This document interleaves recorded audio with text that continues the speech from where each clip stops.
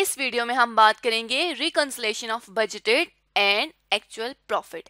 सबसे पहले ये देख लेते हैं कि बजटेड प्रॉफिट क्या है और एक्चुअल प्रॉफिट क्या है। बजटेड प्रॉफिट वो डिफरेंस होता है एस्टिमेटेड रेवेन्यू और एस्टिमेटेड एक्सपेंडिचर का, जो किसी भी ऑर्गेनाइजेशन में एग्जिस्ट करता है। जिससे हम नॉर्मली प्रॉफिट कैलकुलेट करते हैं कि रेवेन्यू माइनस एक्सपेंडिचर करते हैं। यहाँ पे बजटेड प्रॉफिट में सिर्फ ये फर्क है कि एस्टिमेशन को लेते हैं, अंदाजे को लेते हैं। बजटेड प्रॉफिट की जहां पे बात आई, मतलब बजट की बात आई, प्लान की बात आई कि कितना ऑर्गेनाइजेशन ने प्लान किया हुआ है कि उसका कितना प्रॉफिट होना चाहिए, कितने रेवेन्यू आना चाहिए और कितना एक्सपेंडिचर आना चाहिए। इसी तरह ऑर्गेनाइजेशन में बजटेड प्रॉफिट मतलब प्रॉफिट को प्लान इसलिए किया जाता है ताकि परफॉर्मेंस को मेजर किया जा सके और ये देखा जा सके कि क्या फ्लॉज हैं, क्या गलतियां हैं हमारे प्रॉफिट में और बिजनेस के प्रॉफिट में, और उसको दुरुस्त किया जा सके। इसी तरह अगर हम एक्चुअल प्रॉफिट की बात करें तो एक्चुअल प्रॉफिट दर हकीकत असल में जो कंपनी मुनाफा कमा रही है उसे कहते हैं, और ये डिफरेंस होता है between actual revenue and actual expenditure. मतलब एक्चुअली जो एस्टिमेशन की हुई थी प्लान, उसके अलावा असल में क्या पैसा कमाया है कंपनी ने और उसके क्या इखराजात थे, इसके डिफरेंस को एक्चुअल प्रॉफिट कहा जाता है। लेट्स सपोज एक कंपनी है दीवान फूड्स कंपनी, जो कहती है कि उसका बजटेड जो प्रॉफिट है उसके लिए एस्टिमेटेड रेवेन्यू जो है वो है लेट्स सपोज ₹300,000, और उसका जो एस्टिमेटेड एक्सपेंस है उसने अंदाजा लगाया है कि उसका एक्सपेंस जो है वो होगा 1,26,000 रुपए का। तो अब एस्टिमेटेड एक्सपेंस को जब हम एस्टिमेटेड रेवेन्यू में से एस्टिमेटेड एक्सपेंस को लेस करेंगे, यहाँ हमने ब्रैकेट लगाई लेस के लिए, तो ये जब लेस करेंगे तो बजटेड प्रॉफिट दीवान फूड के लिए आ जाएगा 1,24,000 रुपए का। ये बजटेड प्रॉफिट है, दीवान फूड ने एस्टिमेट किया है कि उसको इतना बजटेड प्रॉफिट होगा, प्लान के मुताबिक उसका इतना प्रॉफिट होना चाहिए। अब अगर एक्चुअल कंडीशन की बात करें तो हम ये कहते हैं लेट्स सपोज कि एक्चुअल रेवेन्यू जो आ रहा है दीवान फूड को वो है ₹100,000 का, और जो वो एक्चुअल एक्सपेंस बियर कर रहा है, जो एक्चुअल खर्चा उसका हो रहा है इस रेवेन्यू को अर्न करने में, टोटल एक्सपेंस जो है उसका वो है 34,834 रुपीज। तो जब हम एक्चुअल रेवेन्यू से एक्चुअल एक्सपेंडिचर को लेस करेंगे तो ये हमारे पास एक्चुअल प्रॉफिट आ जाएगा 65,166 का, मतलब 65,166 रुपीज का एक्चुअल प्रॉफिट आ जाएगा।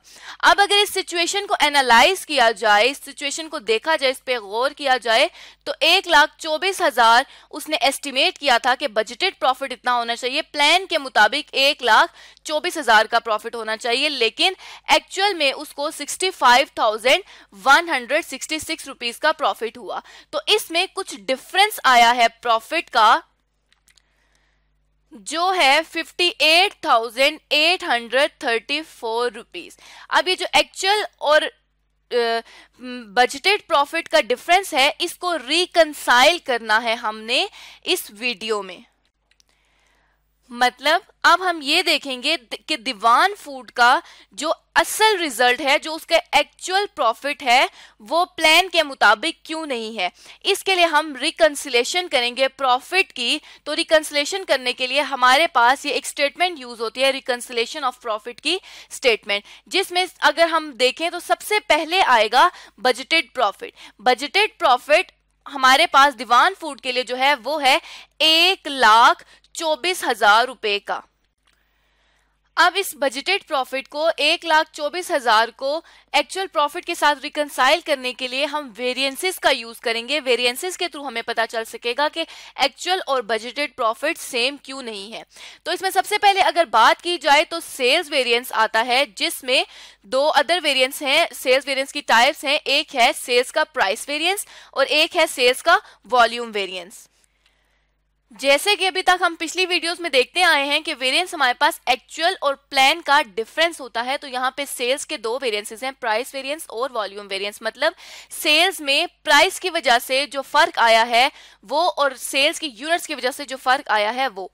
लेट्स सपोज कि अगर सेल्स का जो प्राइस वेरिएंस है वो है -169,333, ये वेरिएंस आया है सेल्स का और ये अनफेवरेबल प्राइस वेरिएंस है सेल्स का। और हम एज्यूम कर लेते हैं कि जो आएगा सेल्स का वॉल्यूम वेरिएंस वो है 33,600 रुपीज। इसी तरह जिस तरह सेल्स वेरिएंस को हमने रिकंसिलेशन में यूज किया, ऐसे ही अब हम यूज करेंगे कॉस्ट वेरिएंसेस को अपनी रिकंसिलेशन स्टेटमेंट में।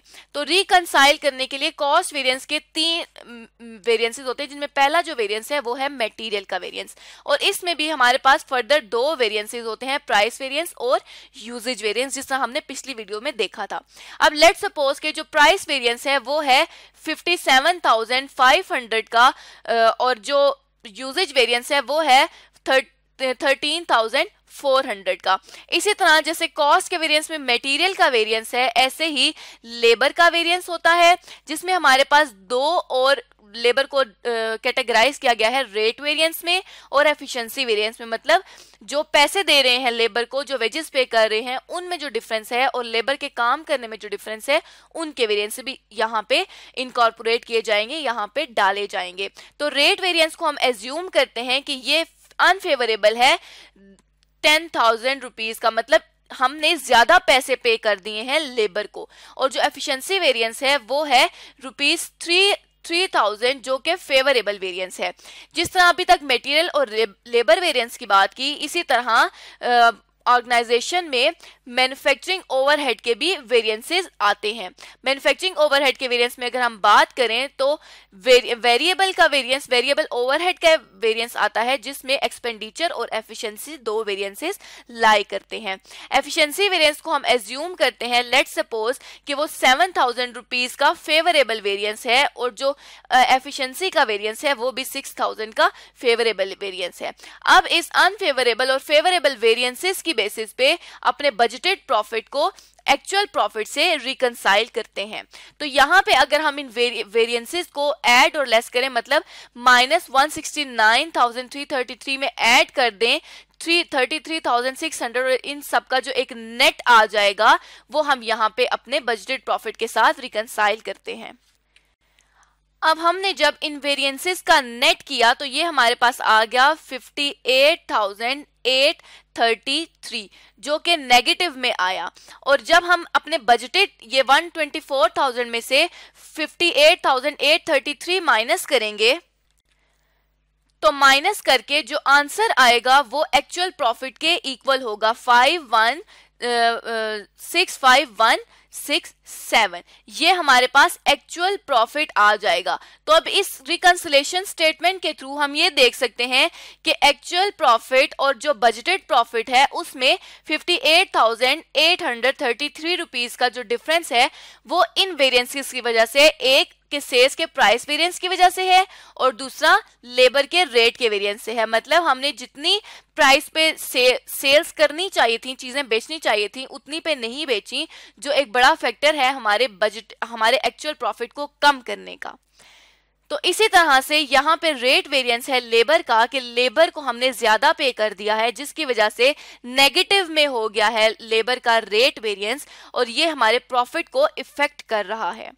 तो इस तरह अगर हम ऊपर देखें कि डिफरेंस भी आ रहा था 58,834 का और यहाँ पे रिकंसाइल करने में भी वेरिएंसेस इतने ही आ रहे हैं और एक्चुअल प्रॉफिट भी हमारा एग्जैक्टली सेम है ऊपर एक्चुअल प्रॉफिट के जो हमने कैलकुलेट किया था अपनी कंपनी के लिए। तो आज की इस वीडियो में हमने सीखा कि reconciliation of budgeted and actual profit किस तरह से की जाती है।